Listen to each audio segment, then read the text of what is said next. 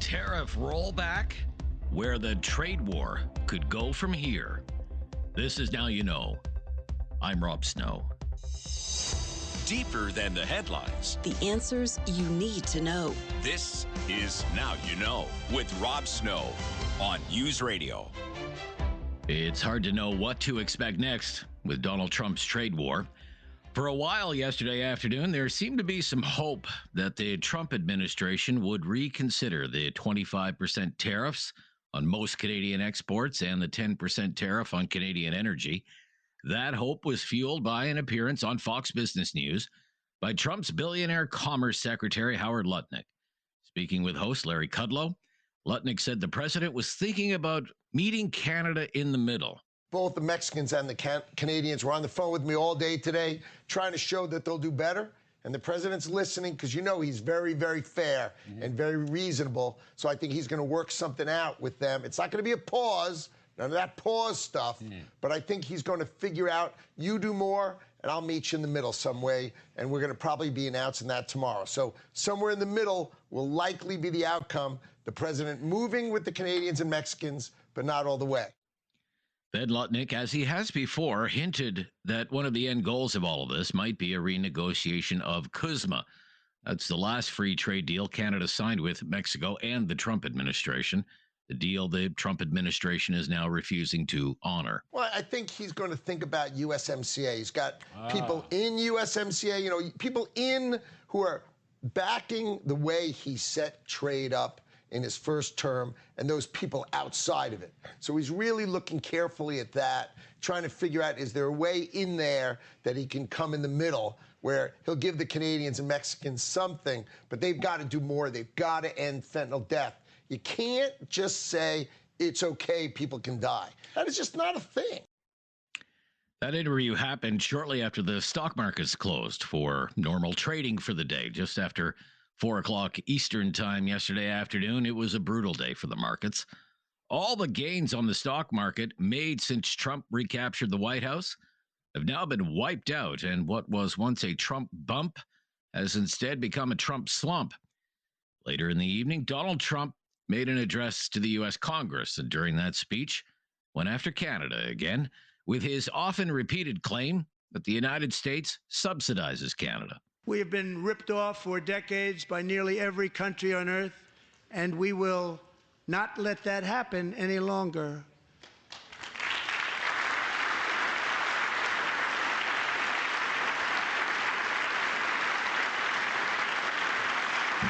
Much has been said over the last 3 months about Mexico and Canada, but we have very large deficits with both of them. But even more importantly, they've allowed fentanyl to come into our country at levels never seen before, killing hundreds of thousands of our citizens and many very young, beautiful people, destroying families. Nobody's ever seen anything like it. They are, in effect, receiving subsidies of hundreds of billions of dollars. We pay subsidies to Canada and to Mexico of hundreds of billions of dollars, and the United States will not be doing that any longer. We're not going to do it any longer. The Globe and Mail is reporting today that Howard Lutnick got an earful from the Ontario Premier, Doug Ford. According to the Globe's reporting, the two spoke by phone, and the exchange became so heated, Mr. Lutnick told Premier Ford to, quote, stand down. Premier Ford also made an appearance on CNN yesterday, reiterating his threat to cut off electricity exports to the United States from Ontario and to stop exports of nickel from Ontario. And we do have to retaliate, and I apologize to the American people. It's not you. It's your president that's causing this problem. We're the #1 customer in the world to the United States. We had a great relationship. I want to continue on with that relationship, but I will use every tool in our toolbox to send a message to President Trump that this is the wrong thing to do. When Warren Buffett comes out and says this is basically insanity, you have to listen to someone like Warren Buffett. Also showing up on U.S. cable news, Alberta Premier Danielle Smith. She warned these tariffs will only lead to higher prices for American consumers.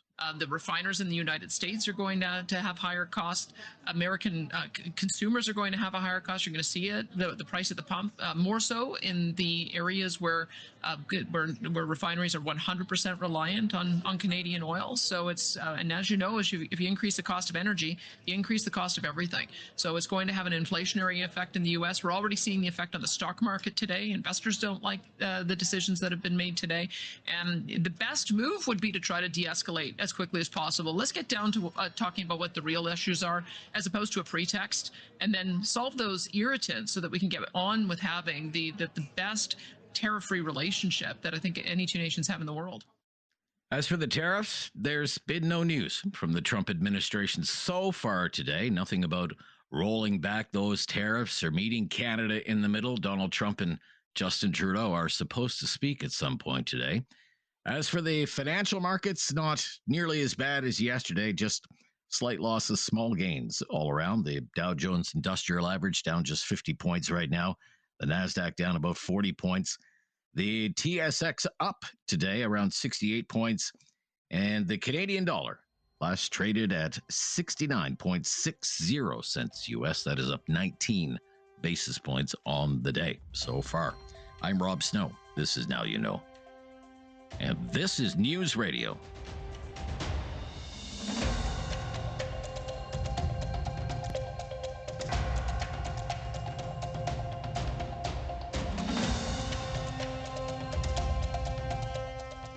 What do the top line numbers say in your latest poll of voting intentions? Well, our top line numbers have the Conservatives at 43% nationally, Liberals at 30% nationally, and the NDP at 13%, sort of the top three parties there. And for the Conservatives, that's, they've been trending down. You probably picked up on your program and chatted. They've been trending down the last couple of weeks. This represents a bit of a rebound for them, up 5 points. And for the Liberal Party, it's a bit of a setback. I'm not, they've had a good, I would say, 3 to 4 weeks of increasing their popular support from sort of that, those low 20 numbers up into the mid 30s. This is a little bit of a slide back to 30%, but still, better than where they were at the end of 2024 for sure. Okay, but when you see these, and even your own polling firm admits it, they're volatile. These volatile swings, a party up 5 points from the last time you were in the field, another party down 5 points. What's going on there, do you think? What's happening there? Well, yeah, $64,000 question, Rob. But right. No, look. First of all, we've got we've got this main story that's unfolding, and it's a very prominent media story with Donald Trump and the U.S. economic aggression, and it comes at us as voters, as Canadians in waves, and so that's pulling a lot of emotions. There's a lot of anxiety because there's a lot of uncertainty. I mean, it seems it's changing day to day.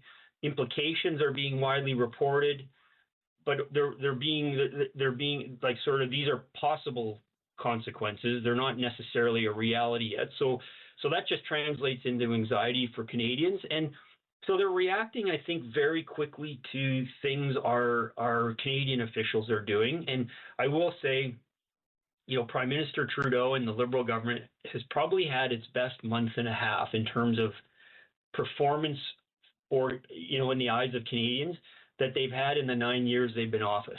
The Prime Minister is taking a fairly aggressive stance vis-a-vis this American aggression. Ministers are very active and in front, and by and large, they're saying things that Canadians support.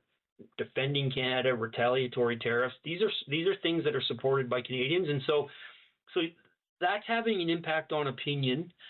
Mm-hmm. But there's also this subplot, Rob, that's happening, is that we're being reminded also by pretty constantly in the media that the PM's not there for long, and we've got this other thing that's going on: Liberal leadership, a federal election, and yes. that's stirring things up, and there's conflicting views, and I think that's really creating some of this turbulence. Okay. Well, let's talk about the Liberal leadership and how the outcome could affect these vote intention numbers, because these numbers that you have, these top line numbers, Conservatives 43, Liberals at 30, NDP at 13. You're asking that question with Justin Trudeau as the Liberal Party leader, but he's not going to be the Liberal Party leader much longer. The winner is going to be announced on Sunday. A lot of people think it will be Mark Carney. He's considered to be the front runner.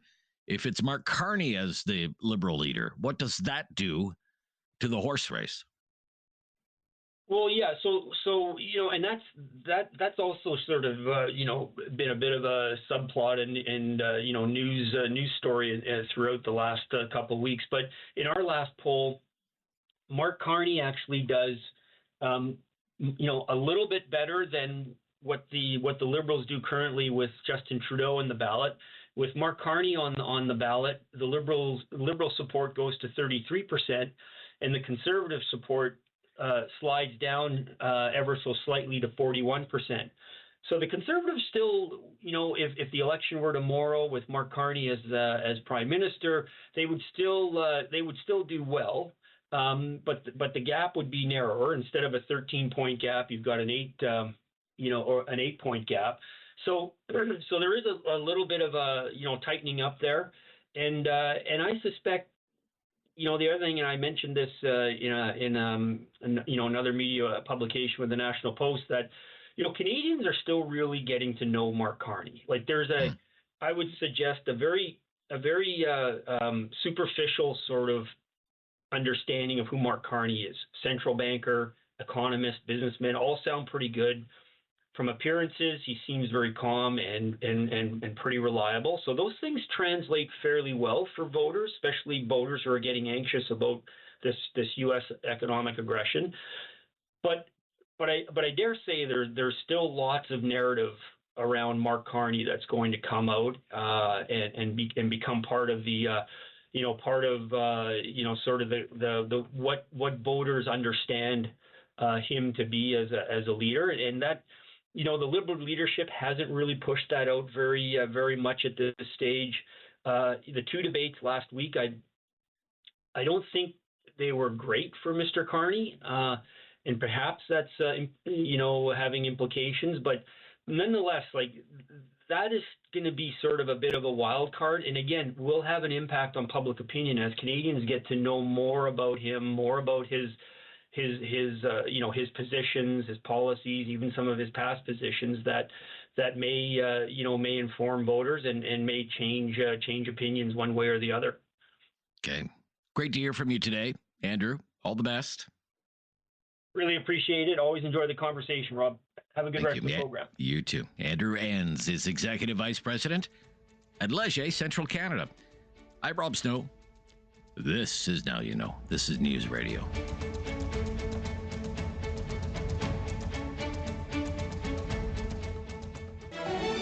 Newsday panel. Okay, the gang's all here for a Wednesday news panel. It includes Kate Harrison, Vice Chair, Summa Strategies. How are you? Welcome back. I'm doing okay, Rob. How are you? That's good. I'm good. Thanks for asking. Neil Brody, longtime Conservative strategist, worked at the Harper PMO. How are you, Neil, today? I'm pretty good, Rob. Good to hear your voice, Kate. All right, let's jump right into it. It's such a busy time following Canadian politics. What do you see happening in the next couple of weeks here? What is the most likely scenario, in your opinion? What is the most likely scenario to play out after the conclusion of the Liberal leadership race? Kate, why don't you take that first? What are we in for? I'll pull out my crystal ball. I think the most likely thing from my perspective, Rob, there's going to have to be at least a couple of days for the government to get itself organized. I don't know whether or not that will mean forming a new cabinet or keeping the same one or not. But from my perspective, they might have to take a little bit of time to do. There's two things in particular. Number one, The Liberals are really behind on their candidate nominations, and there will be some necessity if we are going to an election this month, which I think we will be, to name and appoint candidates in short order. The other thing, too, that I've been thinking about, Mark Carney has talked a lot about the carbon tax. It's supposed to go up on April 1st. Something would need to be done in terms of a regulatory change or whatnot to pause that increase from going into effect. So that would need to be done, I would think, before he drops the writ. So that might be, again, that might require an order in council or some regulatory maneuvering. But it would be surprising to me if they went to an election without trying to take that off the table settled. For the Conservatives to attack them with. That's right. Yeah. Okay.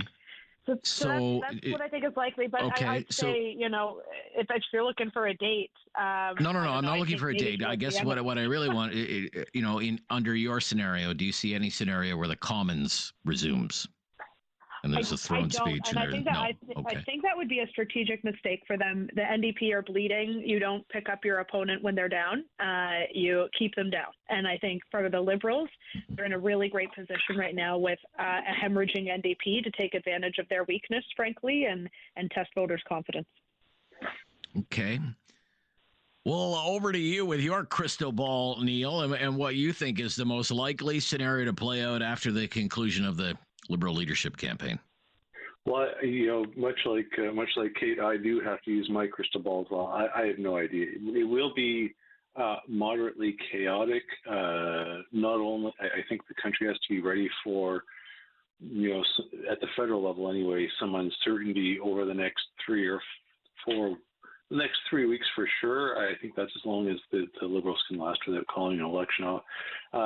Like the domestic political situation is moving into unprecedented territory. The international affairs is pretty unprecedented as well. I agree with Kate that depending on when Mr. Carney takes over the reins of the Prime Minister's office, he will have to name a cabinet. Even during an election, you need a cabinet if there are consequential decisions to be made on international affairs that will have to have a cabinet approval, I would imagine. And when you asked about if this will go until the 24th or whatever it is when the House comes back, does the House come back? I don't see how that can happen. Mr. Carney doesn't have a seat in the House of Commons. He'll become Liberal leader. I assume he'll become Prime Minister quite quickly, but he won't have a seat in the House of Commons. So how can optically, how can a speech from the throne be read? How can votes occur? How can he try to keep the confidence of the House when he's not even in the House of Commons to guide a caucus that includes Chrystia Freeland, that includes Justin Trudeau, that includes the opposition? The House of Commons will include the opposition parties who are all, at last I saw, they all wanted to defeat the government. So I don't see how the Liberal Party will let Mr. Carney go that far without triggering an election. And under both of your scenarios, so Neil, for example, you don't see any surprises coming. You really do think Mark Carney is going to win this thing, right? Well, he's got the entire Trudeau team behind him. I think it would be a huge departure from having 70% of the party apparatus behind you. I think it would be a huge departure if Ms. Freeland or Mr. Bayless or Ms. Gould won. It's Mr. Carney's to lose, and Mr. Carney's to lose for like 2 years now. So I think Canadians have wrapped their head around that. And Kate, you don't anticipate a big surprise on Sunday, do you? Some kind of shocking outcome. This is a coronation. This is not a contest. Okay. If it were a contest, Rob, you would have seen the other candidates take some major swipes at Carney. They haven't. There's been a lot of material in the last week, which I'm sure we'll get to in our time together this afternoon. But they could have really had some shots fired. They didn't take them, and I think that's because this is a fait accompli, and they're thinking about their next job, not the one that they're trying to chase at the moment. Okay, let me ask you. I mean, the Liberals on Twitter today say 100,000 Liberals have voted in this. A few weeks ago, they were saying there were 400,000 people signed up to vote. At 100,000, they say they have till Friday to get it all done. Does that seem low to you? Any idea? Anyone have any thoughts on that? Neil? I find it interesting that they said 100,000 Liberals have voted when instead of saying 100,000 Canadians have voted, because we're still not too sure whether everyone who's a Liberal member is also a Canadian. We're just taking the Liberals Party word for that. But 25% turnout, I think it shows just how uninteresting this contest has been. And to Kate's point, this is a coronation. So if you're part of the group that's supporting Karina Gould or Frank Baylis, maybe their family will vote, maybe the volunteers will vote. But if you're a Liberal Party supporter in Fort McMurray, not that there's a lot up there, but if you espouse Mr. Baylis's beliefs, why would you vote when you know that Mr. Carney is the one being appointed? Okay, yeah. Just a quick comment on that. I mean, 100,000, does that seem low to you at this point, with it being so close? By comparison, 430,000 ballots were cast for the last Conservative leadership race where Pierre Poilievre was successful. So interesting. That to me is indicative of the interest in the race. Be right back. It's our Newsday panel. I'm Rob Snow here with Kate Harrison and Neil Brody. This is News Radio.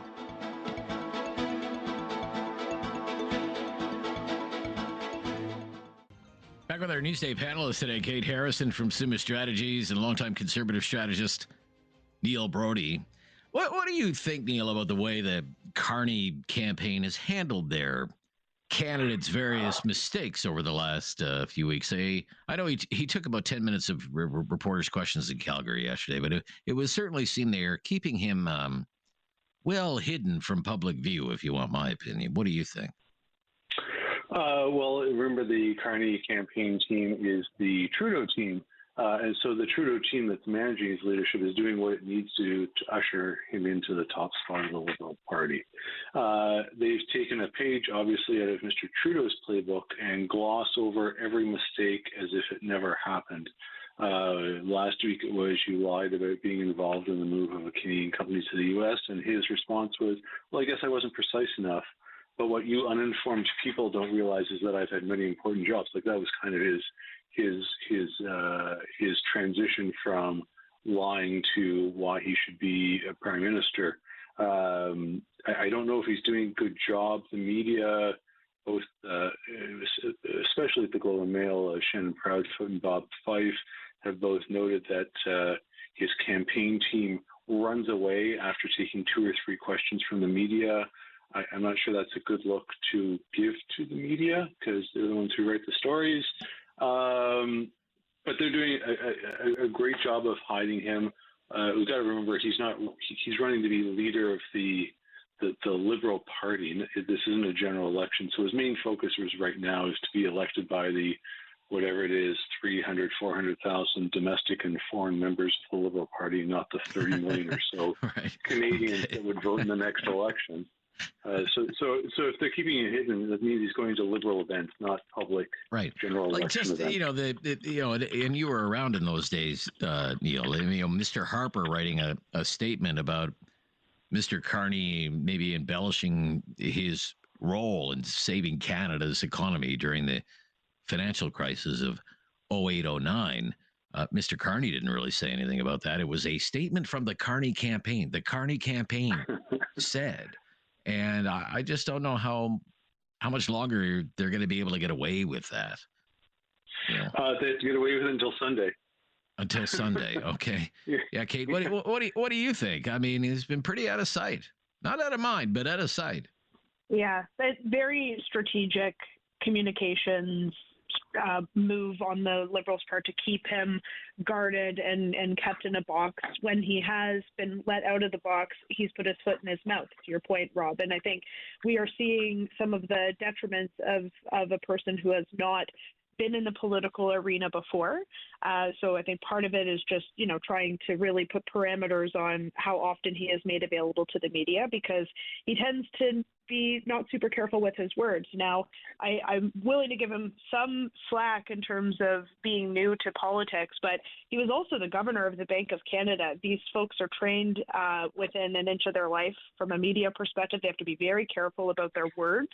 So the fact that he has been unclear and dishonest about the Brookfield move, the fact that he has mischaracterized the nature of his role in the 08-09 financial crisis, this is not somebody that he should know better in terms of the words that he's using. So I don't think that we're going to see a different approach from that campaign when he is the leader. I think that there will be more pressure from the media to have him provide some answers and some context.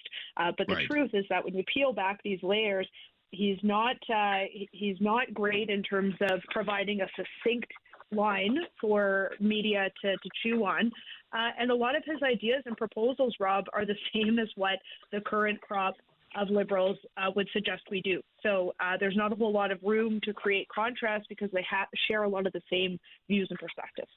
Okay, look, let's stop here. It'll give us more time on the other side because I really want to get your take on Mr. Trudeau. He was asked yesterday, okay, so after Sunday, they're going to elect a new Liberal leader. What does that mean for you? When do you leave the job? When does the winner take over? And he talked about the transition, how they're going to work together. How do you think that's going to play out? Do you see any role for Mr. Trudeau in a new government? Do you see a role for Mr. Trudeau in a Liberal election campaign? Are they going to want to keep Mr. Trudeau as far away as possible and try to rebrand this as a brand new party? When we come back, I'm Rob Snow. This is News Radio. With our Newsday panelist, Kate Harrison, Vice Chair, Summa Strategies, Neil Brody, longtime Conservative strategist. So let's listen. Mr. Trudeau is asked by a news reporter yesterday during his news conference in Ottawa about the tariffs. He was asked about the transition from one prime minister to another because Sunday's winner of the Liberal leadership race will automatically become the Prime Minister of Canada. Let's listen here. That will be up to a conversation between the new leader and myself to figure out how long a transition is needed. It should happen reasonably quickly, but there's a lot of things to do in a transition like this, particularly at this complicated time in the world. So it's a complicated time in the world. How do you see that playing out, Neil? How will it play out? Well, the Liberal Party will tell the players what will happen and when. That's both for the winning candidate and the public service through Mr. Trudeau, who is currently the Prime Minister and is able to give direction to the public service. I don't think Mr. Trudeau will stick around very long. He's done his tour around Europe. I don't think they have any more business to conduct. They've packed the Senate. Other political appointments have been rushed through. Big money commitments have been announced, like the whatever it was, $3 billion to plan high-speed rail. So there's nothing holding him. There's nothing holding him in office that he has to do. As we mentioned earlier, there's some questions around whether he'll keep the same cabinet. I imagine once the transition to a new prime minister happens, they'll need to quickly talk about cabinet. And of course, there's whatever there is. 600, 700, 800 political staff attached to the Prime Minister's office and other cabinet ministers that have to be decided on. But I expect it to happen quite quickly. Quite quickly, okay. What do you think it'll happen quickly, Kate? Do you think it'll happen quickly? Yeah. It should. Mark, to the earlier discussion, Mark Carney might be elected by 100, 150 some odd thousand people, but he will have not put his name on a ballot and he won't have a mandate from Canadians. So I think that it is very reasonable and appropriate in the times that we are in to have the election happen quickly, and that would also include, a very succinct transition between the two governments in terms of Trudeau sticking around or not. I do think that, he was, until very recently, going out while on the back foot and with a lot of Canadians very displeased with his performance. I think that the circumstances are such and the fact that he really has nothing to lose, Rob, have put a little bit of bounce into some of his approval numbers and talking tough against Trump.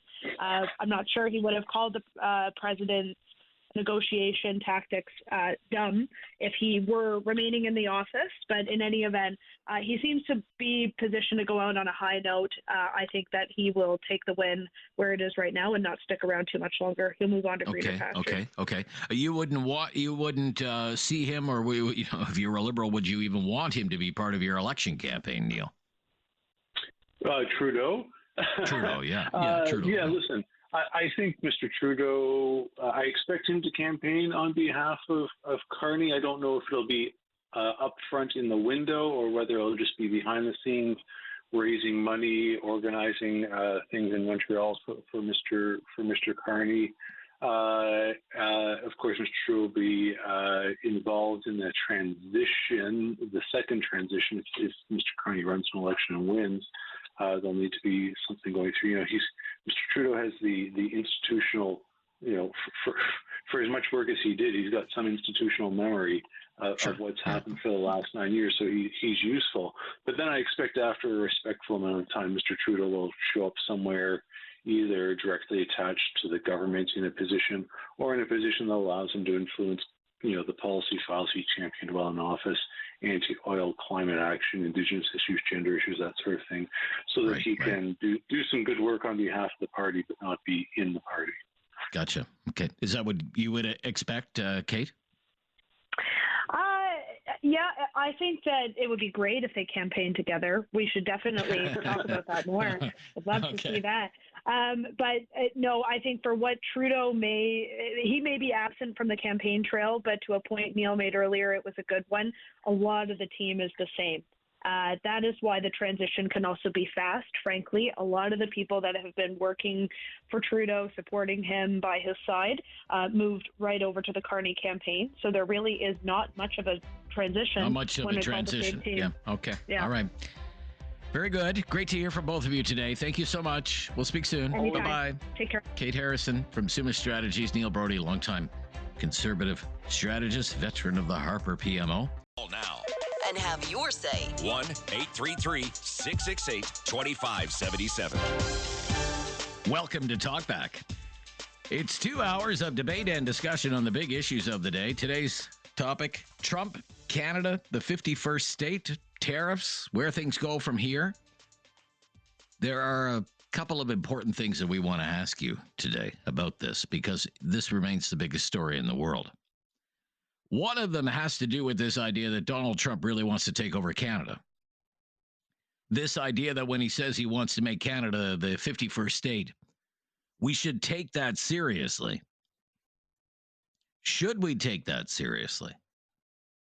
Or is that just a joke? Is that Donald Trump trolling Canada? Is that Donald Trump trolling Justin Trudeau, the man he likes to call the governor, Governor Trudeau, the governor of the 51st state? We wouldn't even bring this up today because it seems so ridiculous. It seems so outlandish. But remarks from Prime Minister Trudeau made yesterday during his news conference deserve some discussion and airing out. Yesterday, during a question and answer session that Mr. Trudeau had with news reporters in Ottawa, he said something really incredible. Something really you would never expect to hear from a Canadian prime minister about an American president, about our two countries. Mr. Trudeau was asked by a news reporter what he thought Donald Trump really wanted. And Mr. Trudeau claimed that Donald Trump wants to see a total collapse of the Canadian economy because that will make it easier for the United States to annex Canada. Let's listen to this full answer here.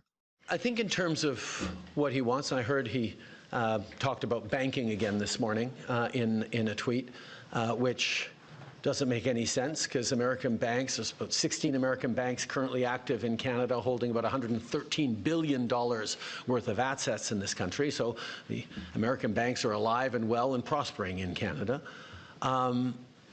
It's an example of not really being able to see what it is that he wants, because even the excuse that he's giving for these Paris tariffs today of fentanyl is completely bogus, completely unjustified, completely false. So we actually have to fold back on the one thing he has said repeatedly, that what he wants is to see a total collapse of the Canadian economy. because that'll make it easier to annex us, is the second half of his thought. Now, first of all, that's never going to happen. We will never be the 51st state. But still, that's an extraordinary thing for a Canadian prime minister to say, that the American president has his sights set on Canada and that he really does want to make Canada part of the United States, that Donald Trump really means it when he says it. Canada, they're part of the plan because nothing else makes sense. According to Mr. Trudeau, the claim about subsidies doesn't make sense. Claim about fentanyl doesn't make sense. So it must be this. Try to wreak havoc on the Canadian economy so it will be easier to take over Canada. That's what the Prime Minister is saying. So what we want to know today is this: do you believe that? Because Mr. Trudeau seems to believe it. It's not the first time he said it. He said the same thing a few weeks ago to a group of business leaders in Toronto, although that was behind closed doors. We don't have any recordings of what he said that day, but it was well reported on that day. And we just played for you what he said yesterday. Donald Trump wants to damage Canada's economy so much because it will make it easier for the United States to take over Canada. It will be easier for the United States to annex Canada. We want your opinion on that claim. Do you think that's true? Or do you think that's not the case and there are other reasons why Trump is doing this, other reasons why Donald Trump keeps saying he wants to make Canada the 51st state?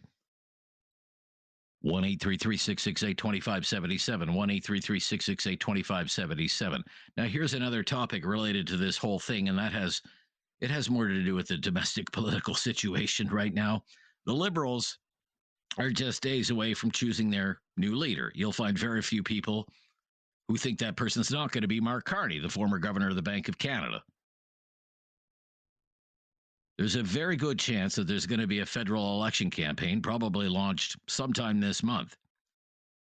So let's work from the assumption that the next leader of the Liberal Party is going to be Mark Carney, and he's going to become prime minister, and then there's going to be an election.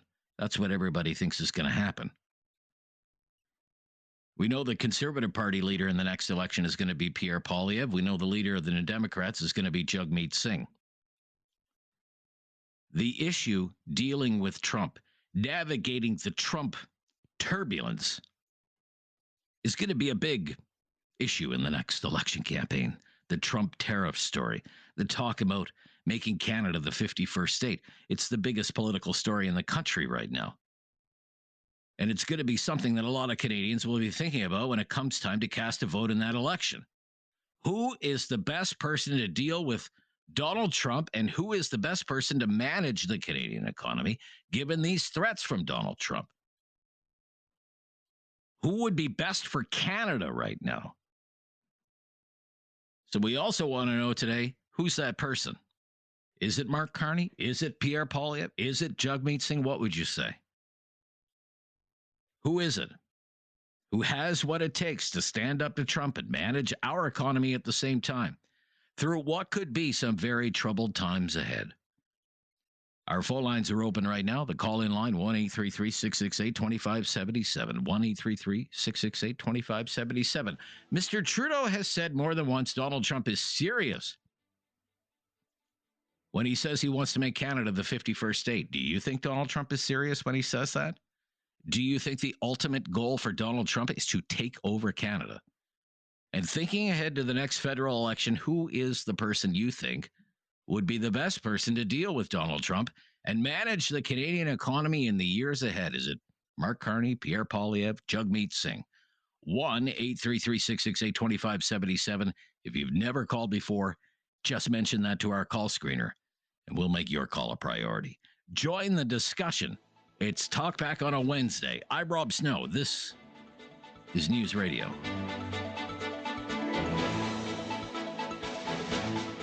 You want everyone to know? Call now.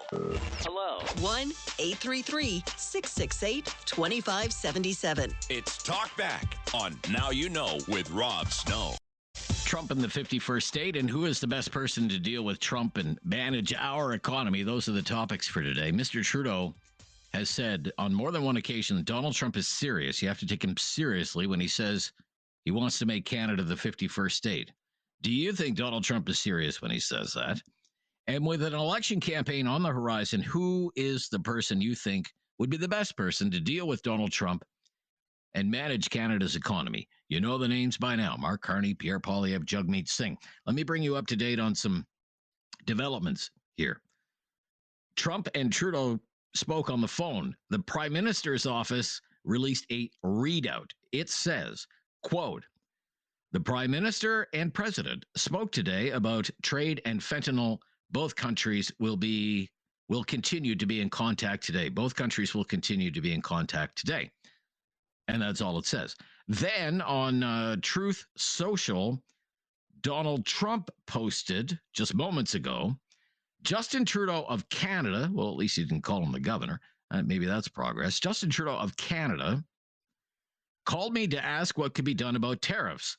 I told him that many people have died from fentanyl that came through the borders of Canada and Mexico, and nothing has convinced me that it has stopped. He said that it's gotten better, but I said that's not good enough. The call ended in a somewhat friendly manner, exclamation point.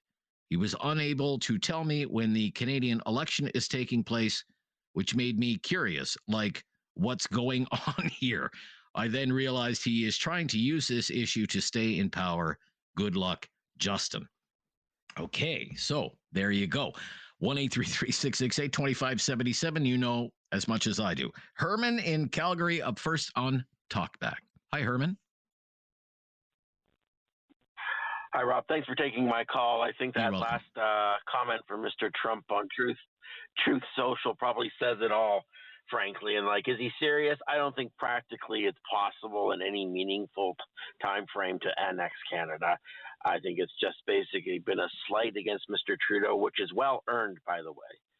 On the issue as far as Mr. Trudeau is concerned, and, like, let's look at it this way. In 2022, he claimed that the only thing he could do was exercise the Emergencies Act. Well, in fact, now we know that there were plenty of other opportunities and avenues that could have been pursued without the Emergencies Act. And in fact, the Emergencies Act violated the charter rights of the protesters that were out in Ottawa at the time. The second thing is, you know, in the foreign influence hearing, and, like, he got up on the last day of that hearing and he swore that conservatives were double dog down dirty. Except that's not what the commissioner says. So let's be honest. He's not being honest with Canadians. You don't think he's being honest when he says Donald Trump is serious when he says he wants to take us over? You don't think he's being serious? That it may be self-serving in some way? I think it's entirely self-serving. Okay. Now let me ask you question number 2 here. Okay, you know there's an election coming. Yeah.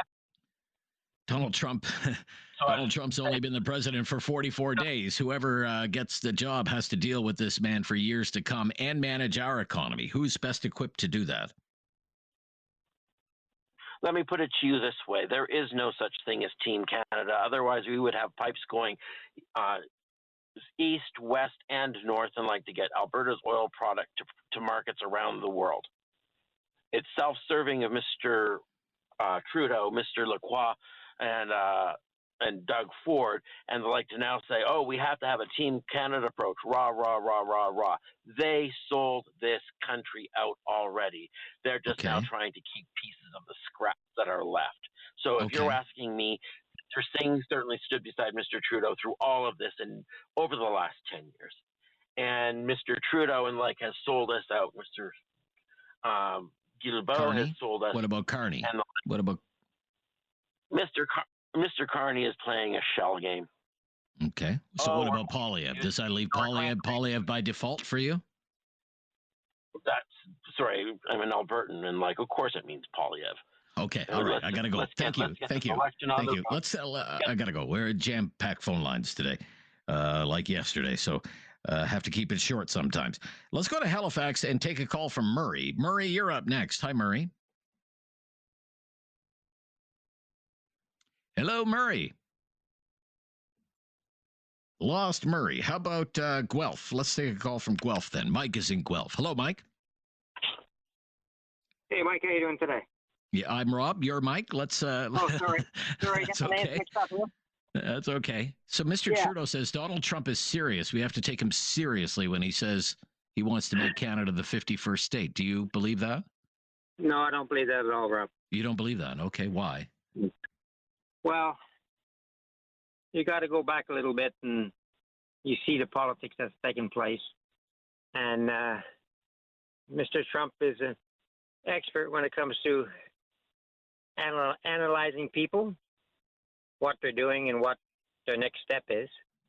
But the truth is, if I was to take Canada, I'll give you a scenario.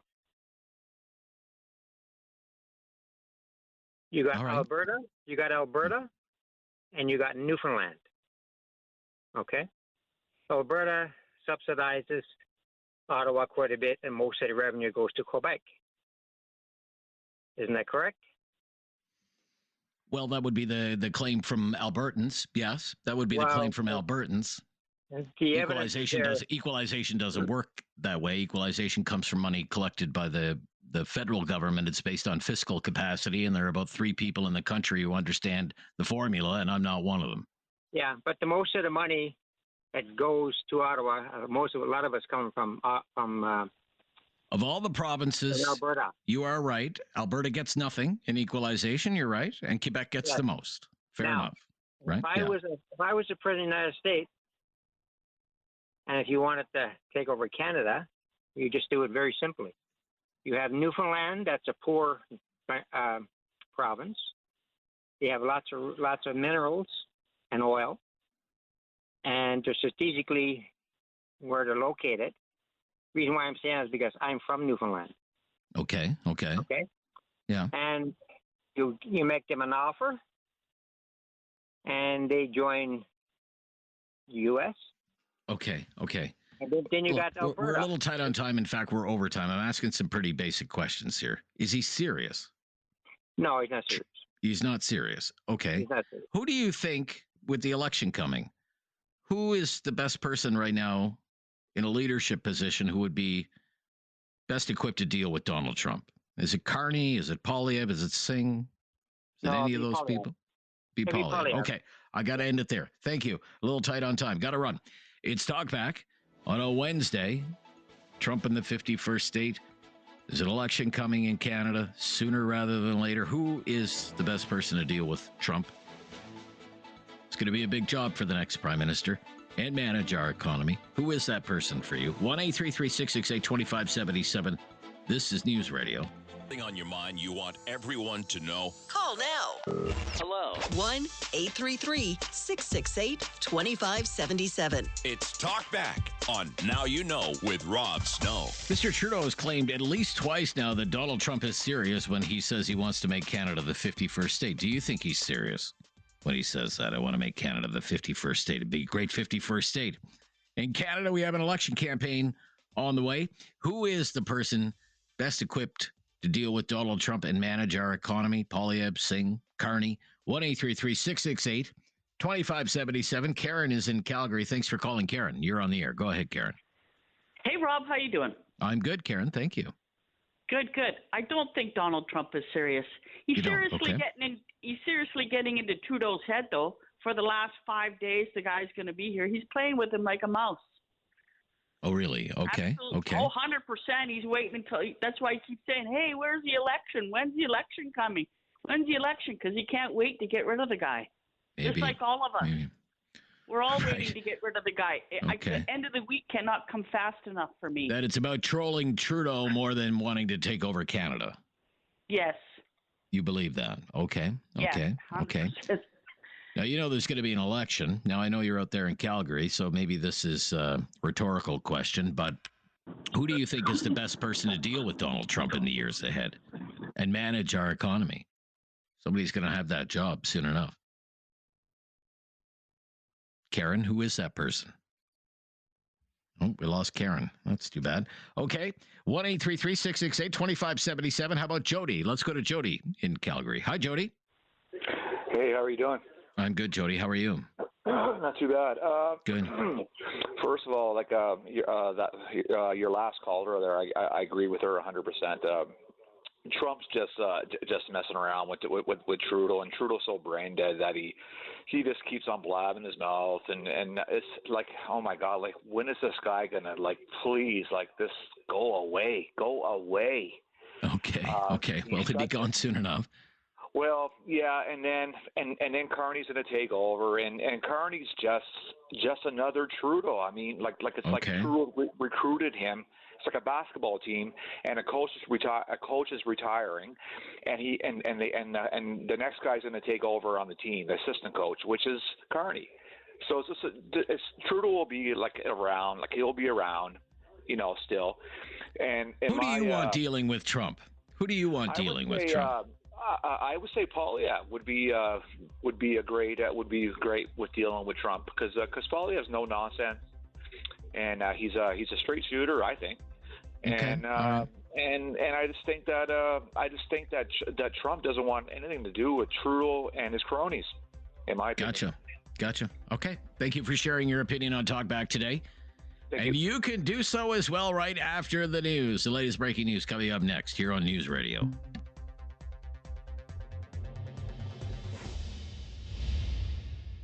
Call now. Hello. 1-833-668-2577. It's Talkback on Now You Know with Rob Snow. So we've been talking about Trump in the 51st state and the politics in this country and who you think is the best person to deal with Trump and manage the Canadian economy. Those are our topics for the day because Mr. Trudeau has said now more than once, including yesterday, that Donald Trump is serious when he says he wants to make Canada the 51st state. I want to know if you think Donald Trump is serious when he says that. And with a federal election campaign on the horizon, who is the best person to deal with Donald Trump and manage our economy? Is it Mark Carney? Is it Pierre Poilievre? Is it Jagmeet Singh? Who is it, in your opinion? 1-833-668-2577. Paul is in Cambridge. Thanks for calling, Paul. You're on the air. How you doing today? Very good, Paul. Thank you. Listen, Trump is very serious about wanting to annex Canada. And if you look at his methods, all his attacks on Trudeau, some pretty outrageous stuff. Trump believes that the enemy of my enemy is my friend. So he thinks that if he attacks Trudeau enough, that all Canadians are going to go back to backing the Liberal Party. And of course, Trump would much rather deal with a weak Liberal Party who won't say no to anything than to have a party that would actually stand up for Canada and fight back. We can starve the Americans out. We cut off the potash for their farming.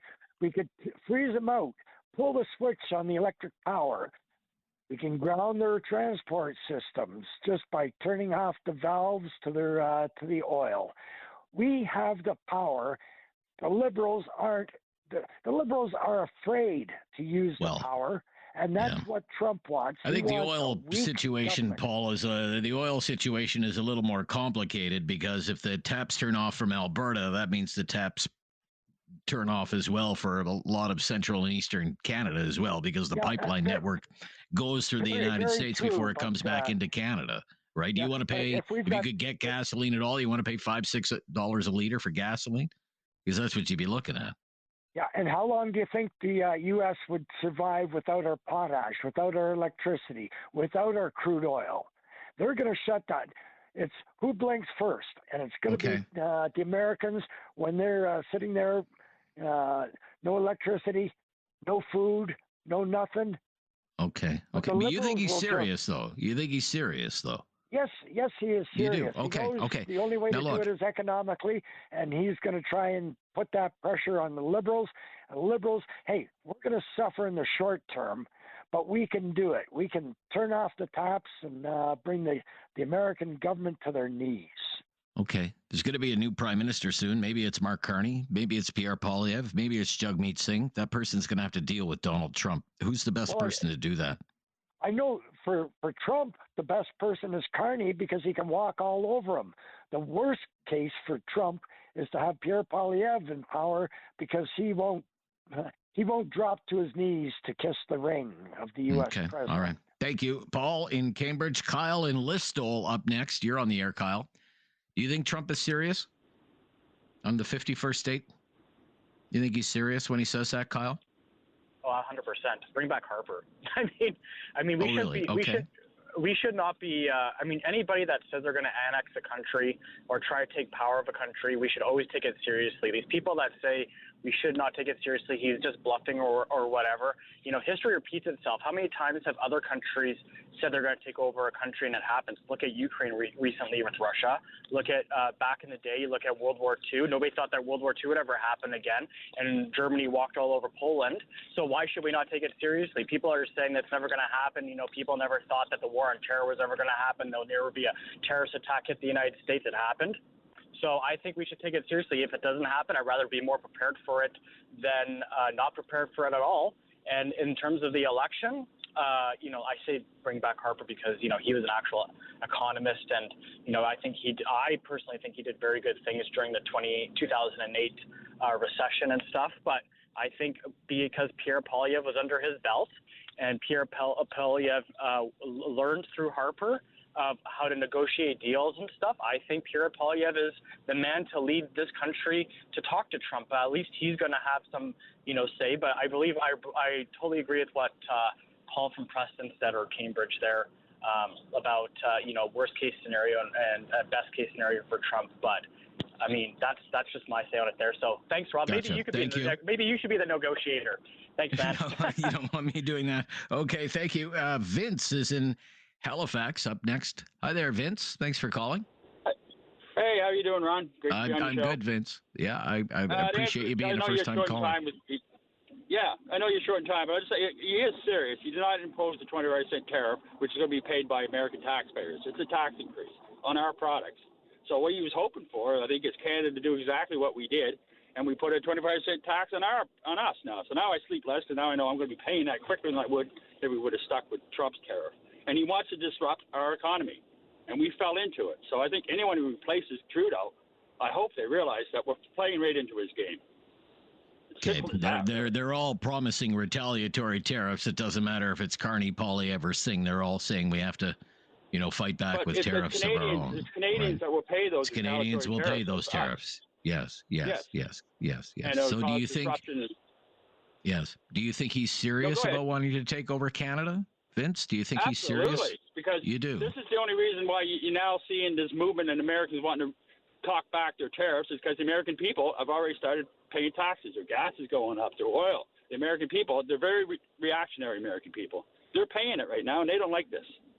He was hoping, and I think he made the mistake by putting his retaliatory, jacking up his tariffs 3 weeks away, because now Trump's got to deal with actually taxpayers saying, why are we paying so much more for Canadian duties now? But I think the worst thing we're doing is being vindictive and, you know, starting to shut out power and put tolls up on American citizens. I think that's the wrong way to go. But we shouldn't have gotten into a tariff war with the states. I just don't think it's a good idea. Yeah. Gotcha, Vince. Thank you for having your say on the talk back.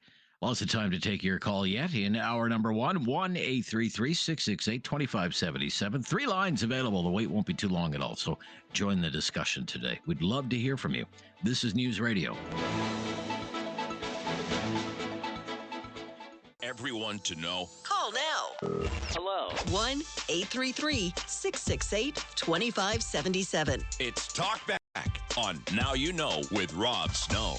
Well, the news is coming at us fast again today. About an hour ago, Bloomberg News reported that the Trump administration was considering a 1-month delay for automakers from these tariffs imposed on Mexico and Canada, 30-day reprieve. Again, citing, quote, people familiar with the matter, temporary reprieve, following pleas from the auto industry. So just moments ago, the White House press secretary, Caroline Leavitt, confirmed that there would be a 1-month exemption for the auto sector on the tariffs. Let's listen to this. Can you confirm that the president held talks with the big 3 automakers today, speaking about potentially delaying tariffs? I can confirm, and I'm glad that you asked, because the president sent me out here with a statement directly from him on this. I saw it was reported earlier today by Bloomberg News, and he wanted me to share this with all of you. We spoke with the big 3 auto dealers. We are going to give a 1-month exemption on any autos coming through USMCA. Reciprocal tariffs will still go into effect on April 2nd, but at the request of the companies associated with USMCA, the president is giving them an exemption for 1 month so they are not at an economic disadvantage. So the 3 companies that he spoke to are Stellantis, Ford, and General Motors. They requested the call, they made the ask, and the president is happy to do it. It's a 1-month exemption. Okay, So that was just moments ago from the White House press secretary during the daily press briefing at the White House. Let's get right back to the phones on our topics for the day, with Mr. Trudeau saying Trump is serious when he says he wants to make Canada the 51st state. Do you think Donald Trump is serious when he says that? And with a Canadian election on the horizon, who's the best person to deal with Donald Trump? Is it Mark Carney? He's expected to be the new Liberal leader. Is it Pierre Poilievre? Is it Jagmeet Singh, the NDP leader? Just who is it, in your opinion? You'll be voting on that soon enough. Tulu, is that how you say that? Tulu? Hey, hi. Tulu? Yeah, how's it going? Yeah. It goes fine, sir. Thank you. Okay, so regarding the 51st day, I think Trump is just ruffling feathers. Canadians shouldn't think much about it. Yeah, Canadians shouldn't. I think Trudeau is saying so much about it, and then it's getting under his skin and all that, and which is what Trump wants anyway. So, but yes, he shouldn't. We shouldn't think much worry about that. Nah, not at all, not at all.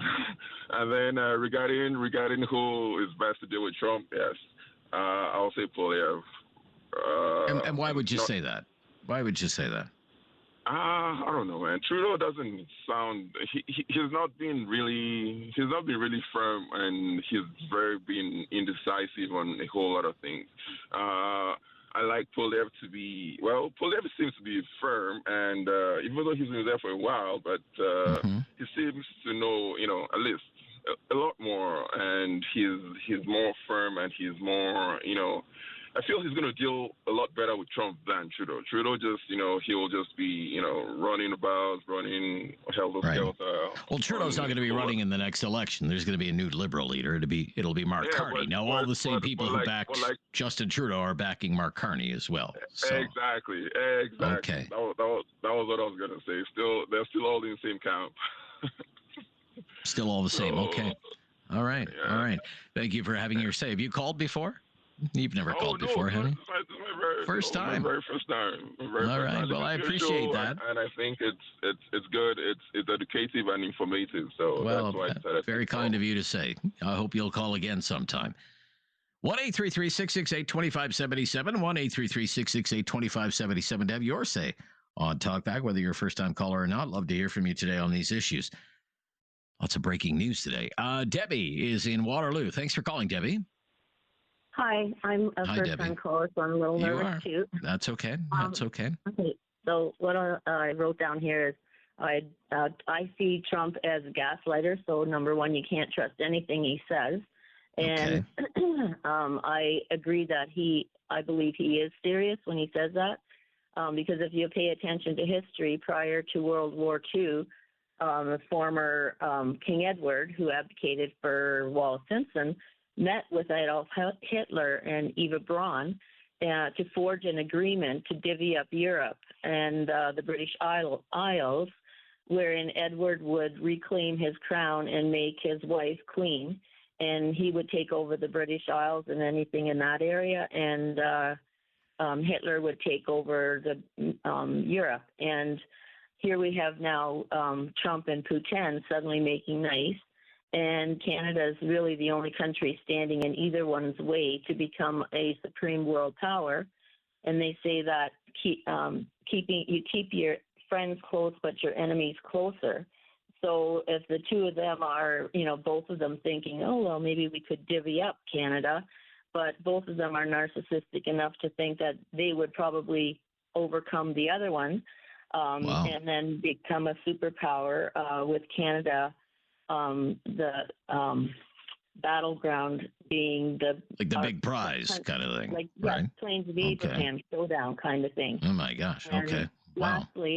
Lastly, in Canadian law, we have a thing called adverse possession, which gives the legal ability to take or abscond property from someone else who is the legal landowner.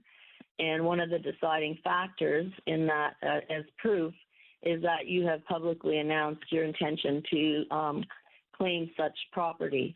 Okay, I don't know anything about that, but those are the three so let me ask you, because it's kind of a two-parter here today, Debbie, and we're a little tight on time. There's going to be an election in Canada, and people are going to be deciding who do we want to deal with this guy in the White House. Who's the best person? I agree with Kyle, who called in. Stephen Harper would have been, but being as he was the mentor for Poilievre, I believe in Poilievre. Okay. Thank you. Got to run. Thank you as well for being a first-time caller. Very interesting points that you raised. 1-833-668-2577. It's Talkback here on News Radio. Have something on your mind you want everyone to know? Call now. Hello.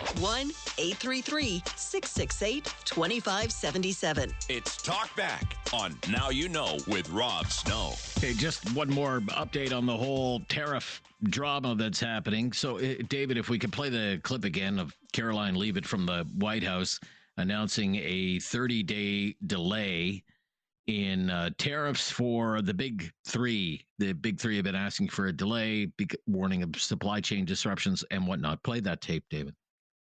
Can you confirm that the president held talks with the big three automakers today, speaking about potentially delaying tariffs? I can confirm, and I'm glad that you asked, because the president sent me out here with a statement directly from him on this. I saw it was reported earlier today by Bloomberg News, and he wanted me to share this with all of you.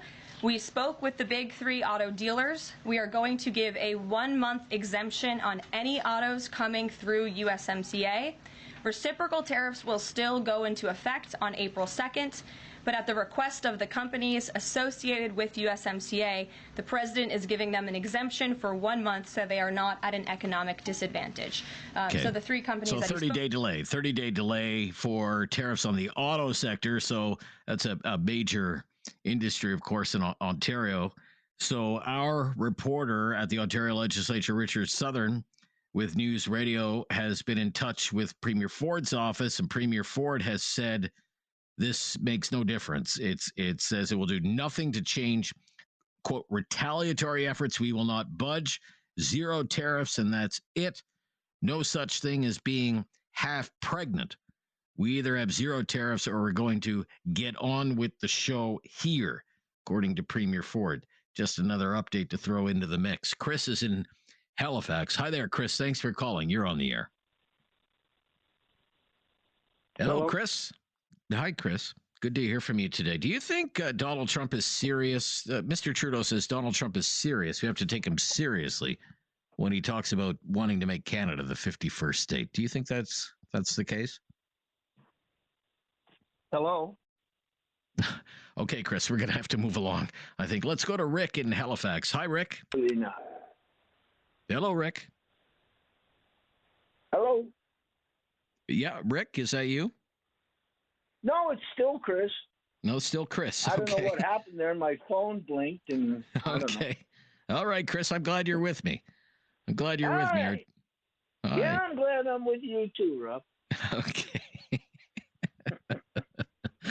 Is Donald Trump serious? I thought I was cut short, and I didn't even say anything.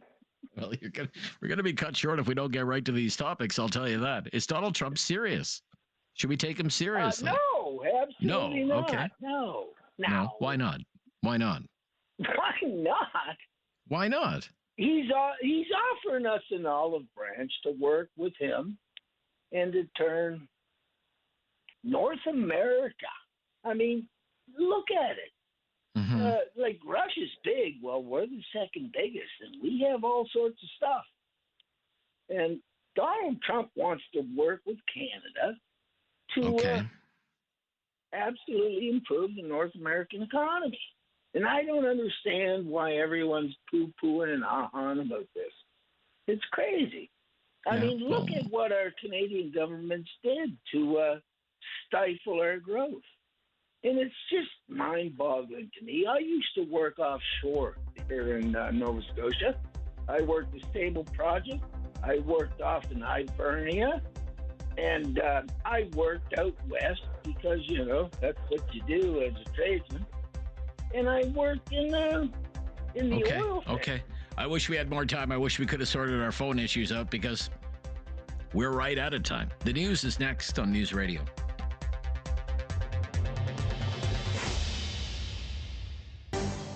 With Rob Snow. Call now And have your say. 1-833-668-2577. Trump, the 51st state, Trump and tariffs. Who is the best person to deal with Trump and manage our economy with an election on the horizon? Those are our topics for today. Welcome to hour number 2 of Talkback. Our call-in line is 1-833-668-2577. Been very busy so far. Mr. Trudeau has said twice now that we know of that Donald Trump is serious when Trump says he wants to make Canada the 51st state. We want to know, do you think Donald Trump is serious when he says that? And with an election campaign on the horizon in this country, who do you think the best person would be to deal with Donald Trump over the next few years and manage the Canadian economy? Would it be the person everyone expects to win the Liberal leadership, Mark Carney? Would it be the leader of the Conservative Party, Pierre Poilievre? Or would it be Jagmeet Singh, the leader of the New Democrats? 1-833-668-2577. 1-833-668-2577. Couple of lines available. Join the discussion on the Wednesday Talkback. Khalil in Calgary, thanks for calling. Khalil, hi there. Thank you. Yeah, thank you very much. Thank you. Thanks for welcome. having me. You're welcome. Do you think Donald Trump is serious when he wants to make Canada the 51st state? Do you think he's serious when he says that? Of course, it's USA is the strongest and the most powerful country on earth. So when Trump was saying something, so that means it was a plan. And so I think we couldn't figure it out, our government, our politicians, they failed to figure it out. And the way they're responding like kind of spontaneously, not like a political person.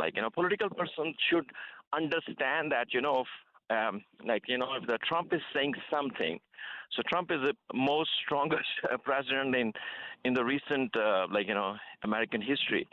And if he is saying something, so that is absolutely serious. Why they think that, he is making a joke with them? He's the president of United States of America, the most strongest country. Some people think he's doing it for kicks. He's doing it because he doesn't like Trudeau. He's just troll. You don't believe that? Yeah, okay, all right. That is where the Liberal Party failed because first of all, even I remember that Justin Trudeau, the Prime Minister, he said, that's his tactics, because this is what his personal analysis was. Oh, this is his tactics, he's a businessman. So everyone is saying, oh, he's a business guy. So that is his tactics. But it's not a business tactics. He is the president. He knows what he's doing. This is his second term. So, I think all of these politicians become, especially in Canadian politicians, are so naive in that sense that they're naively dealing with it. And now the responses are not diplomatic and political, but it's more their responses are more spontaneous, just like if someone is not figuring it out and not understanding it. Whatever. Yeah, it's reactionary. Okay. Yeah, it's reactionary. It's not like a political, diplomatic, and because politicians should know if someone is saying something on international media, and there are hidden words in it. There are between the lines there are things. So they should understand it, rather than just making people fool that, oh no, it's just a tactic, All right. And Khalil, we will let me ask you the part two. Okay. Let me ask you part two. Okay. There's going to be an election. There's going to be an election soon. Yes. Who do you think should be calling the shots in Canada? Do you think? As far as just like I said, as far as the leadership is concerned, I would consider maybe 60-40% difference between the strategy between the Conservative Party and the Liberal Party. But right now, because we need a change, and why we change politicians? Because we need to change the course. We need to change the directions. So right now we are stuck in this situation because of all of these politicians. They put us into this vulnerable situation where Canada is being treated like a third world country. And our southern neighbor, which we relied too much, we applied a parasitism, we become a parasite on them, on many things. And we have so much things. We have the largest. Sure. I would say so when many you say you want to change, Yes. That would seem to indicate that you would rather the Conservatives were calling the shots. Pierre Poilievre was calling the shots. I think I think this time we should give them a chance. The reason is because it's enough. Liberal policies are already hurting us. Every Canadian right now. I think it's a time for change. Yeah. Time for change. Gotcha. Thank you. Thank you, sir. Thank you. Lots of first-time callers today. Peter's not one of them. Peter's in Langley. Thank you, Peter, for calling today. Do you think Donald Trump is serious when he says he wants to make Canada the 51st state, Peter? I'll answer your question, but I got to give my reasoning first here. I think back when Trump and his cohorts were doing their plans about how to make America great again, I think they realized how devastating this would be to Canada and Mexico as well. And I think that the whole thing that makes Canada vulnerable is a consequence of their plans. I don't think that they were planning to take over or annex Canada. I think it's just a consequence. And I think once they saw that, they saw the opportunities, as far as defense goes and resources and what have you. So I think now that they've seen the opportunities, they've gotten excited, and I think they're serious. I think your previous caller. Serious, okay. I think your previous caller had a really good points there, but yes, I think they're very serious. It's inevitable that it's going to happen with the way things are going right now. I think our bureaucrats are no match for the American bureaucrats, and the one thing. Look, our time is tight here, Peter. So with the election approaching, who do you think is the best person to deal with Donald Trump and manage our economy right now? I don't think it should be about a person. I think it should be about government policy. And we're stuck because with the Liberals, they're probably better at fighting and standing up for Canada, but they're going to lead us down a socialist path. And the Conservatives, they'll be better for the economy, but, they're going to sell us out right along with Poilievre's mother. So I don't know. You don't know. Okay. All right. Fair enough if you don't know. Thank you. Peter in Langley, British Columbia today. It's Talkback, hour number 2. Well underway now. You could join the discussion by giving us a call at 1-833-668-2577. I'm Rob Snow. This is News Radio. Something on your mind you want everyone to know? Call now. Hello. 1-833-668-2577. It's Talkback on Now You Know with Rob Snow. Prime Minister Trudeau has said twice now that Donald Trump is serious, and we have to take him seriously when he says he wants to make Canada the 51st state. We want to know, do you think Donald Trump is serious when he says that? And with a federal election on the horizon in this country, who is the person you think would be the best person to deal with Donald Trump and manage our economy? Mark Carney is favored to win the Liberal leadership. Pierre Poilievre has been leading in the polls. Jagmeet Singh, well back. He's the leader of the New Democrats. But who is it, in your opinion? 1-833-668-2577. Danveer is in Calgary. Hello, Danveer. Hi, Danveer. Are you there? Hey, Rob. Hi. Yeah, good to hear from you, Danveer. Do you think Donald Trump is serious when he says he wants to make Canada the 51st state? No, I don't think so. You don't think so? Why not? First of all, Canada in itself, they have some influence on global politics. However, and by continuing with whatever he's saying, if he actually does that, he's going to have more enemies and less of credibility in the world politics. So the other thing is, we got a UN seat, right? We have a UN vote. If it is a 51st state, he loses that. So Canada always votes with US. At least most I see. Okay. I don't think Mr. Trump has a lot of use for the United Nations, but I see your point there. That would be a lost vote in support of, say, American policy at the United Nations. It won't be just one vote, then he will lose his reputation as well. And why would he want to do that? Okay. most of all, the Prime Minister should understand that. Right? I don't know why he keeps repeating that. That is actually not in national interest to keep on saying the same thing again and again, right? Okay, all right. Well, there's going to be an election in this country soon. Who do you think would be the best person to deal with Donald Trump and manage our economy in this country? Anyone who's got good intentions, like who thinks about the nation first, not his party or himself, right? Okay. Do you have someone in mind? I don't know. Haven't made up your mind yet, I guess. You haven't made up your mind? Because I haven't seen them talk to Donald Trump yet, right? So how they reacted. Like our Prime Minister made jokes about President, like when there were pictures about them laughing at one of the meetings in his first term. So like they got history. He should have stepped aside when they were wanting to talk to the president, right?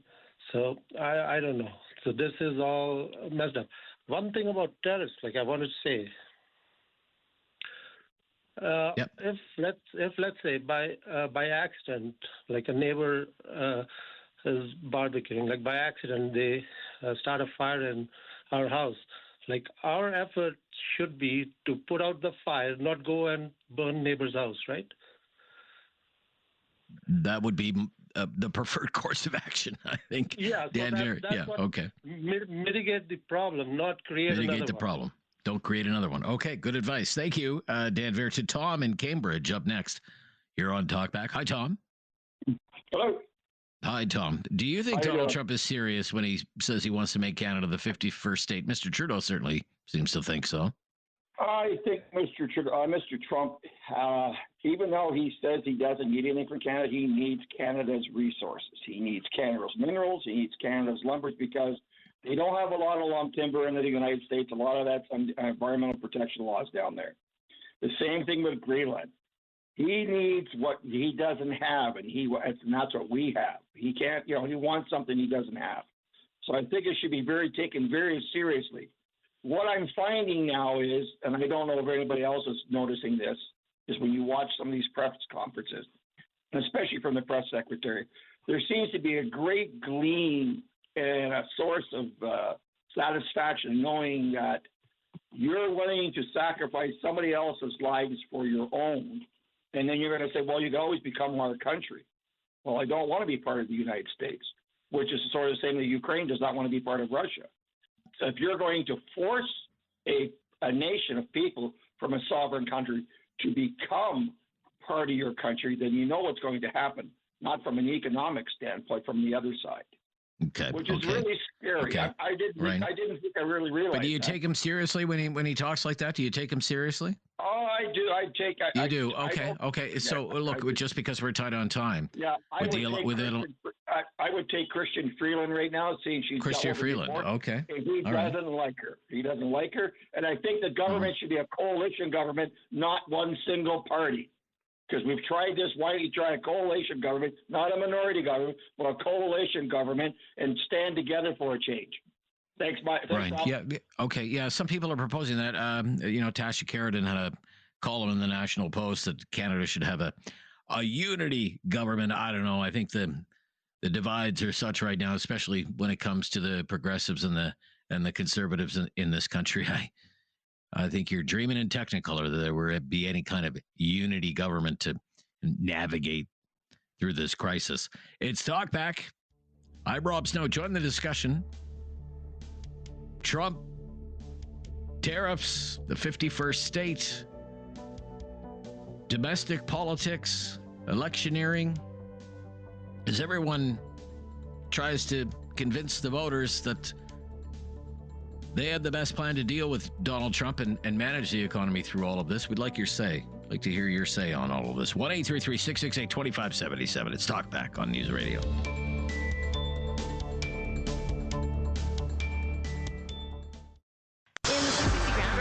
Center and Michelle Yee. Well, no stalls or collisions slowing you down, but as we do get closer to spring, we are seeing more construction projects popping up. Now, daily until 3 o'clock, Center Street, you are going to find that down to one lane, both directions, between 27th Avenue and 29th Avenue in the north. Once again, between 36th and 43rd Avenue, and you're going to find that lane closures on Center Street between 72nd Avenue and Bennington Boulevard as well. Now, we are seeing, though, major routes moving well. No slowdowns for northbound and southbound Deerfoot Trails. Just seeing some heavier volume for southbound Crowchild as you're making your way past 24th Avenue. Now, if there's any other problems you spot, pass it on at 403-291-0066. Your seasonal average is about 0 degrees for this time of year. Today's high will hit 4 with a low of -6. That brings with it a slight risk of flurries, only a little bit expected, as we get to a high of 7 again on Thursday with lots of sunshine. It's clear overnight, dropping us to a low of -5. Westerly wind returns on Friday up to 30 kilometers per hour, pushing us to a low.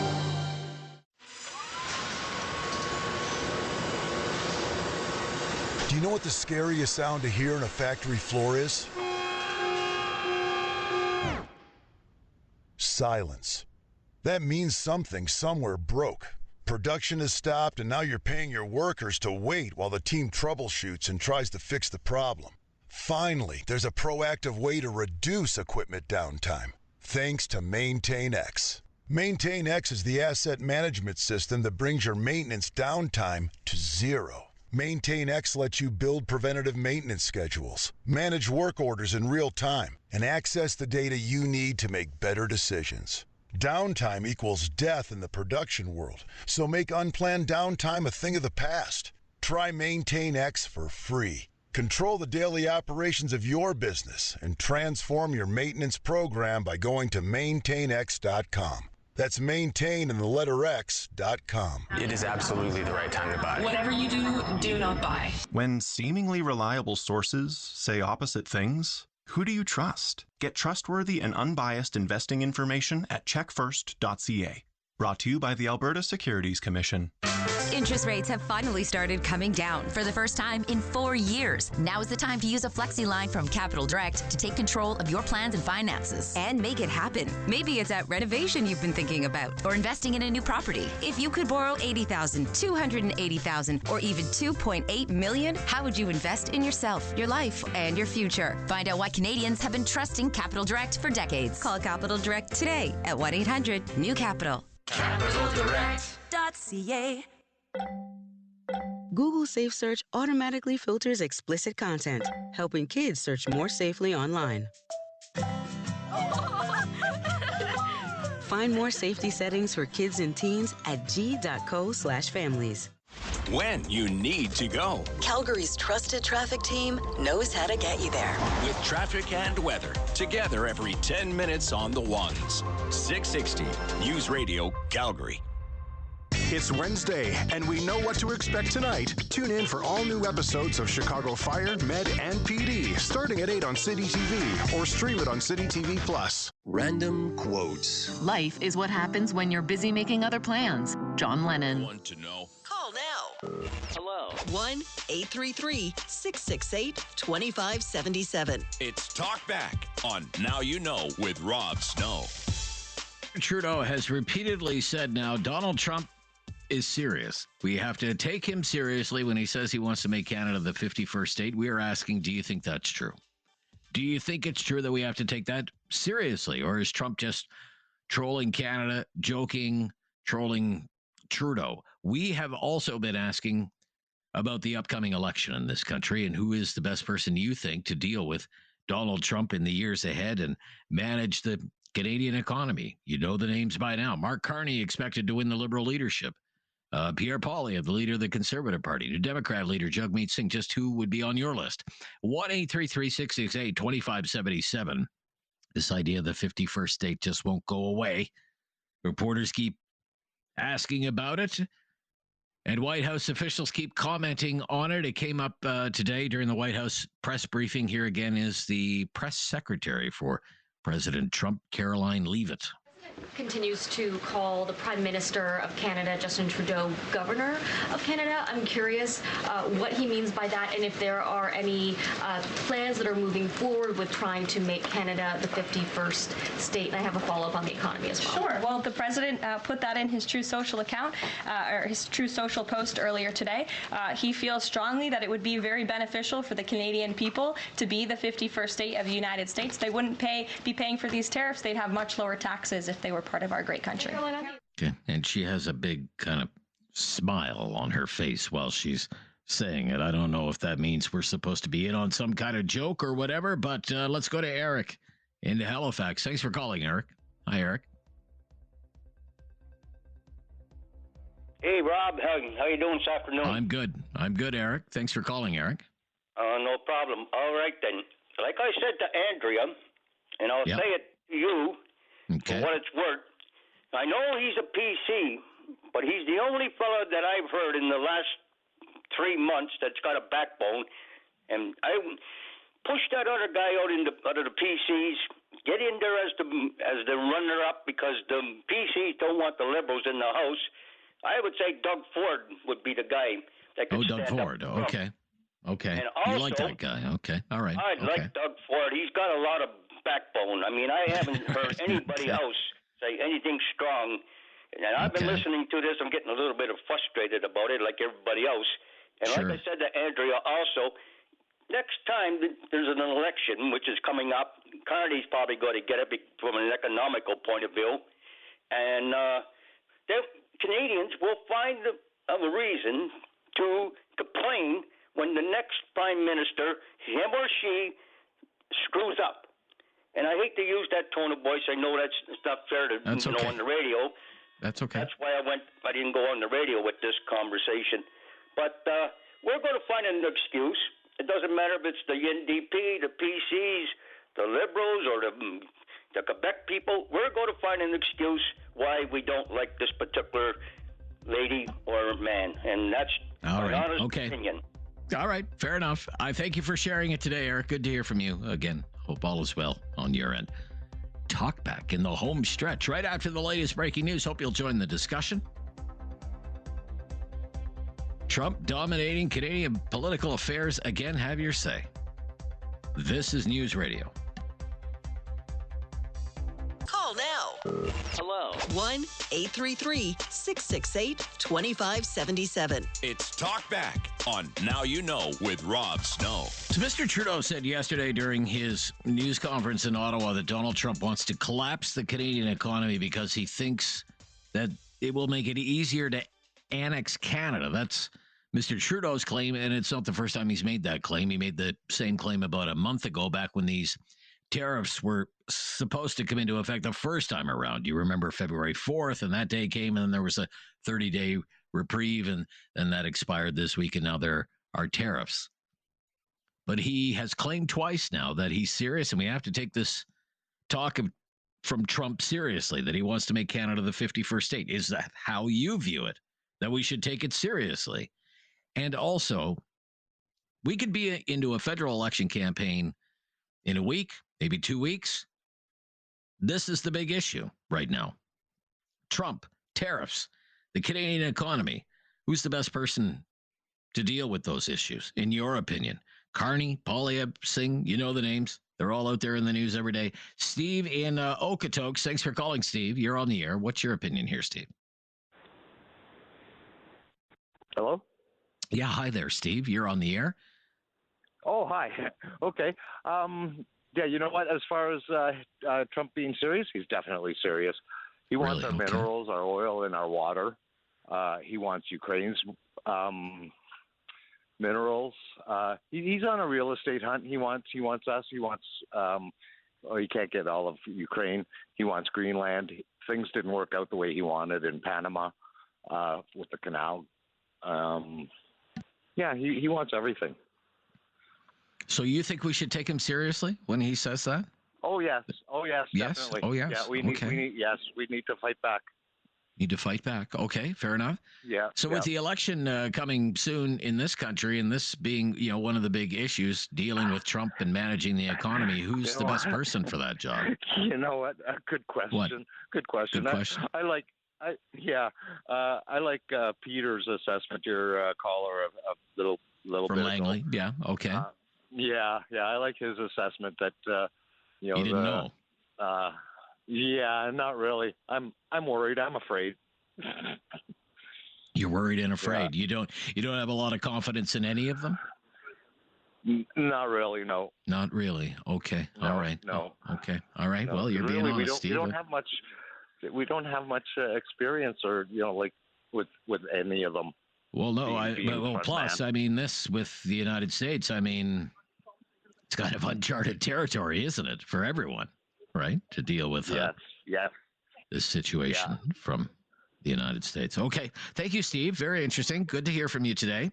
Darren calling from Calgary. Hello, Darren.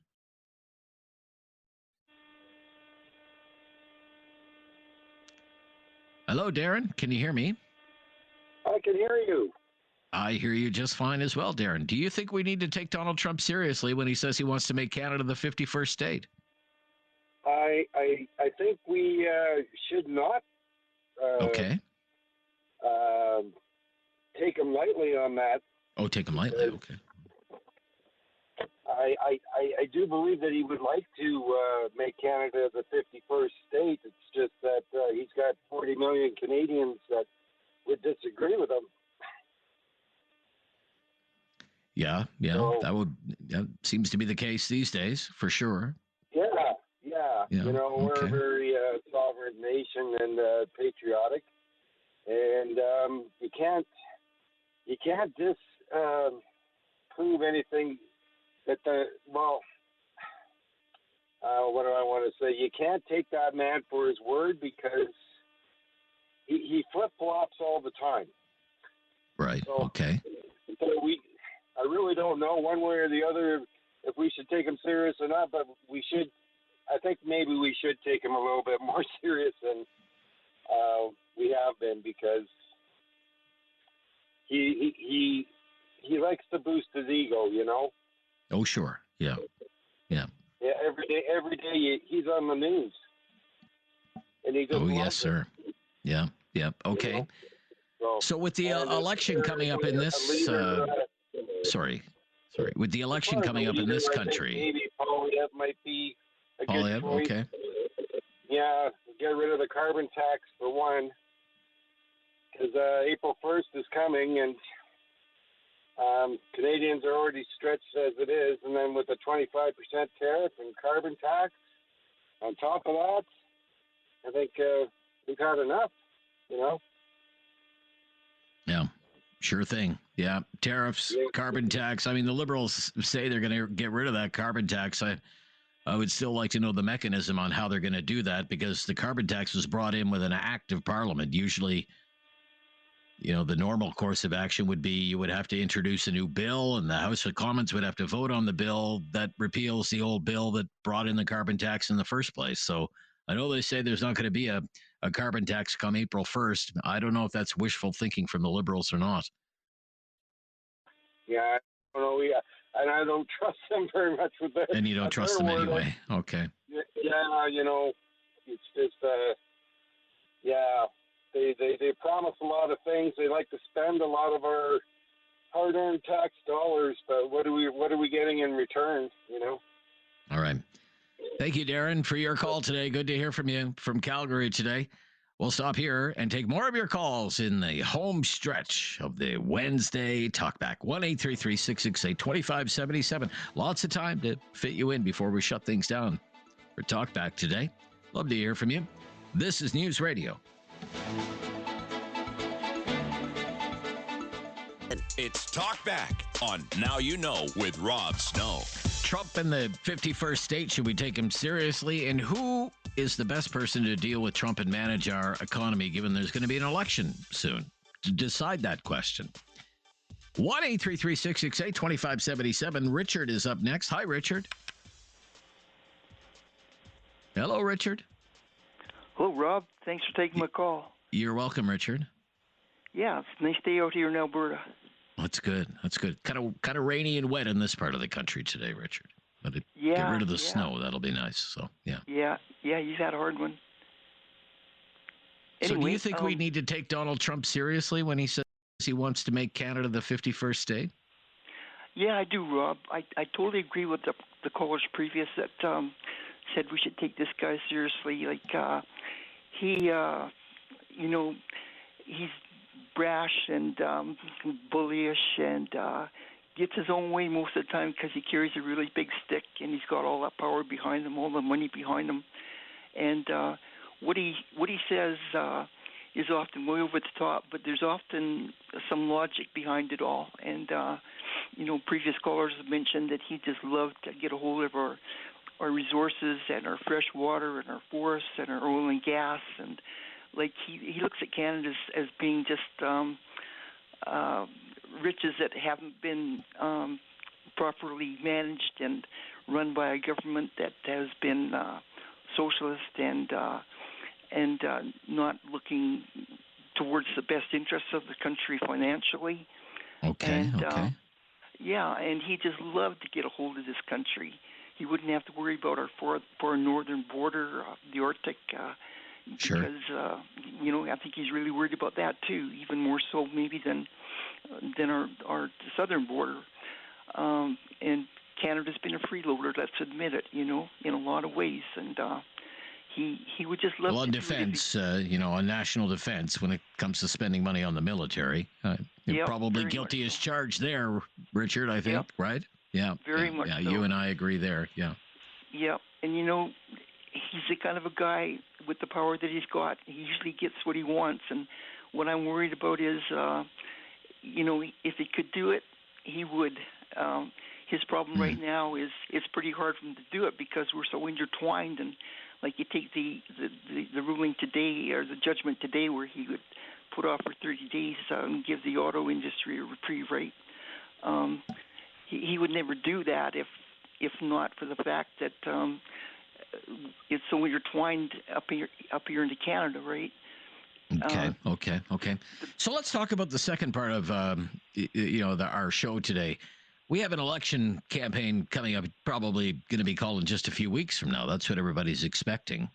And the winner of that election is going to have to deal with Donald Trump and manage the Canadian economy. Who do you prefer that person to be?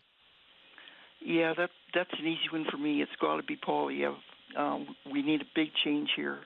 If the government continues on in the liberal system here in Canada, it's Trump just sees that as a big joke, and he'll just continue to push towards putting us down. And economically, he knows he can strangle us economically if he really has to, and he would do it. He's ruthless. He would do it. All right, Richard. Thank you for your call today, Richard, and hanging in there.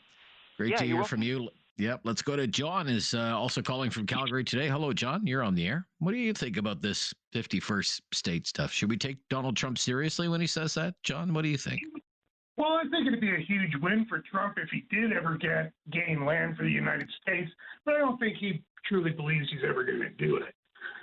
He'll never be able to annex us, not with the Commonwealth and Britain and Australia standing behind us. But he would love to get some more land. Why wouldn't he? Okay. So what do you think he's up to when he says those things? It's just his negotiation tactics. Come in strong and be bully and then play it off, right?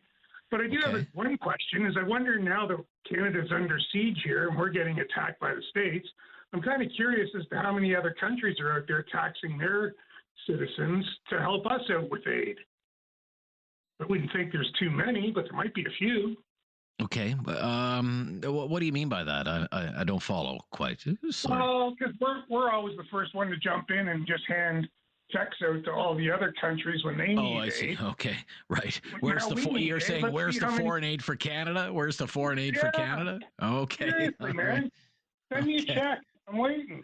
You want a check? Okay. All right. I wouldn't hold your breath for that. Okay. There's going to be an election campaign soon. Everybody thinks there's going to be an election campaign soon. who's best to deal with these threats from Trump and manage our economy over the next few years? Who do you think that person is? Trump will never respect anybody that's not a conservative. Okay. First on the list would obviously be Turner, but that's a little, or Harper, that's a little gone. But Poilievre's going to be the guy. He's got to be the guy, because or else we'll just be in this endless cycle for the next 4 years. Okay, great to hear from you. Thanks, Rob. Keep checking keep checking the mailbox for that foreign aid check from some far off distant land. Pretendia, I believe it's called. 1-833-668-2577. 1-833-668-2577. It's Talk Back on News Radio.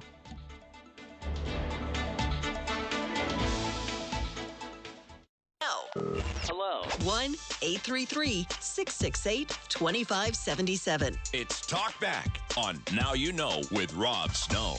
All right, let's get to Mike and find out where he stands on these Trump-related issues, with Mr. Trudeau saying you have to take him seriously. You really have to take Donald Trump seriously when he says he wants to make Canada the 51st state. Hi there, Mike. Hi, Rob. How are you doing?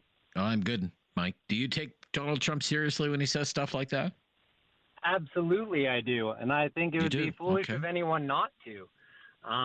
Donald Trump has, on multiple occasions, talked about annexing Canada, bringing us in as a 51st state. He's regularly rubbing elbows with dictators across the world. And what's the downside of being prepared, right? I would much rather believe that I would love for him to be joking around, right? But if he's wrong, it's going to be really hard for all of Canada. Okay, very interesting. Very interesting. Now, let me ask you about the prospect of an election campaign. I mean, it's going to be a lot on the plate for the next prime minister, Donald Trump, managing the economy and a number of other issues. But on this whole Trump tariff issue, who do you think the best person to deal with that would be?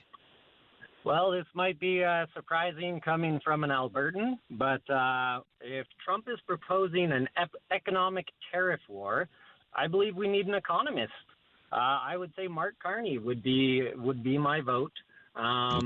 If he pulled us through the 2008 financial crisis, which was essentially created by the United States, we turned out the best out of all of the G7 countries throughout that period, and I would suggest highly to all Canadians that we look at someone who understands economies first and foremost to lead us through an economic trade war. Okay, fair enough. Fair assessment. Thank you. You're in the minority today, but thank you for sharing. Thank you for sharing your opinion. I mean, in Trump world, Trump land, there's certainly no love for Mr. Trudeau among the MAGA crowd. And it's not just Trump, it's all of his loyalists, the yes men that he surrounds himself with. For example, this was making the rounds on social media today. Canadian Reporter managed to corner Howard Lutnick at some event yesterday in Washington. And you just get the sense that these people in Washington that are part of MAGA, they don't like Justin Trudeau, no respect for the man. But it was interesting. Lutnick didn't talk about annexation. He just said he wanted to see a new government in Canada. Prime Minister Justin Trudeau today said that Donald Trump is trying to cripple the Canadian economy in order to annex it. What do you say to that? Justin Trudeau is running the end of his term, and I don't really want to think about the ridiculous things he's said in the last couple of days. It's sad. It's time for him to go, and let's move on, have a new government in Canada. Let's move on, have a new government in Canada. Then there's this guy. This was also making the rounds on social media. I'd never heard of this guy, Mark Wayne Mullen. Senator Mark Wayne Mullen from Oklahoma. Apparently used to be an MMA fighter. Obviously, big MAGA guy. He was on CNN, and he once again called the Prime Minister Governor Trudeau.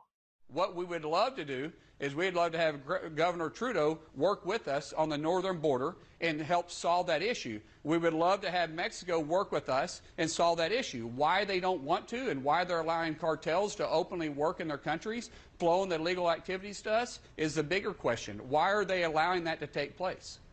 Not sure if you calling him Governor Trudeau was intentional, since Donald Trump often calls it the 51st state. 100%, Casey. All right, fair enough. It was 100% intentional. It was 100% intentional. So, I don't know. Yeah, is it just a joke for these MAGA loyalists? Do they really mean it? They're calling Mr. Trudeau the governor. Maybe that's self-serving on their part. They just think it's going to keep them in the good graces of the big boss, Donald Trump. Or maybe they mean it, and they want to make Canada the 51st state, and we should take them seriously when they talk like that. That's what Mr. Trudeau says we should do. That's it for Talkback today on another busy news day. There's so much to bring you up to date on. The latest breaking news is coming up next, and then we'll be back tomorrow with new topics and more of your phone calls here on News Radio